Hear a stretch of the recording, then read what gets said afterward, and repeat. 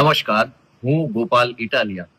અત્યંત ખુશ ખબર એ છે કે આજે જુનાગઢ તાલુકો, ભેસાણ તાલુકો અને વિસાવદર તાલુકો આ ત્રણેય તાલુકાઓના તમામ ગામોના જરૂરી વિકાસના કામો કરવા માટે અંદાજિત 7.5 કરોડ રૂપિયા વત્તા 2.5 કરોડ રૂપિયા ધારાસભ્યની ગ્રાન્ટ એમ મળીને અંદાજિત 10 કરોડ રૂપિયા મંજૂર થયા છે. આજે રાજ્યના શિક્ષણ મંત્રી અને જુનાગઢ જિલ્લાના પ્રભારી મંત્રી શ્રી ડોક્ટર પ્રદ્યુમ્ન વાજા સાહેબની અધ્યક્ષતામાં જુનાગઢ જિલ્લા આયોજન સમિતિની ઓનલાઈન મીટિંગ મળી હતી.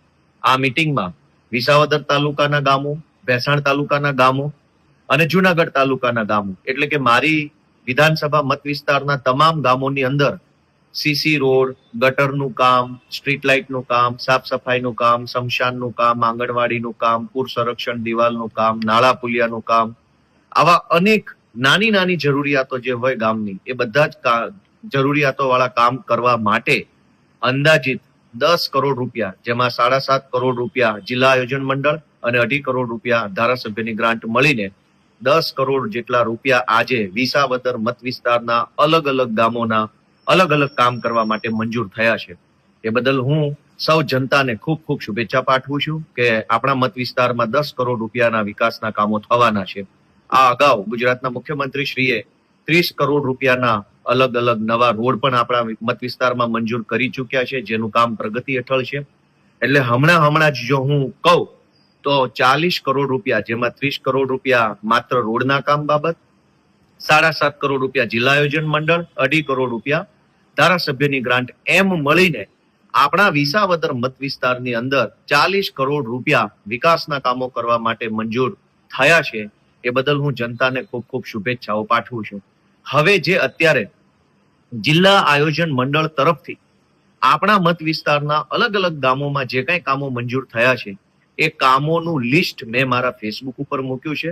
દરેક વ્યક્તિ પોતાના ગામમાં કયું કામ મંજૂર થયું છે એ ચેક કરી લે. અને હવે જે કઈ કામો મંજૂર થયા છે એ કામ કરાવવા માટે તાલુકા પંચાયત અને ગ્રામ પંચાયતનો સંપર્ક કરવો ખૂબ જ જરૂરી છે. કેમ કે ગામની અંદર જે કઈ પણ કામો મંજૂર થયા છે એ તમામ કામો કરવાની અને પૂરા કરાવવાની સંપૂર્ણ જવાબદારી ગ્રામ પંચાયત પાસે હોય છે.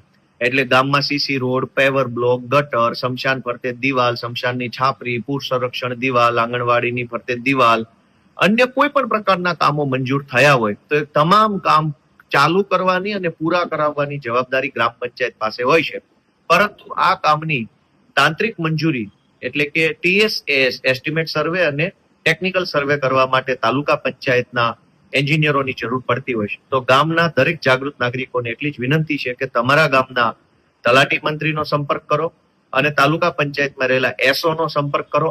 SO આનો સંપર્ક કરવાથી તમારા ગામના કામો ચોમાસા પહેલા ઝડપથી ચાલુ પણ થઈ શકશે અને જો ગ્રામ પંચાયત અને સરપંચ સાહેબ વ્યવસ્થિત રસ લેશે તો ઝડપથી પૂરા પણ થઈ શકશે. ફરી એક વખત 30 કરોડના રોડના કામો, 7.5 કરોડ રૂપિયાના માળખાકીય વિકાસના કામો અને 2.5 કરોડ રૂપિયા ધારાસભ્યની ગ્રાન્ટ કુલ મળીને 40 કરોડ રૂપિયા વિસાવદર મત વિસ્તારમાં મંજૂર થવા બદલ હું વિસાવદર મત વિસ્તારના સૌ નાગરિકોને શુભેચ્છા પાઠવું છું. જય જય ગરવી ગુજરાત.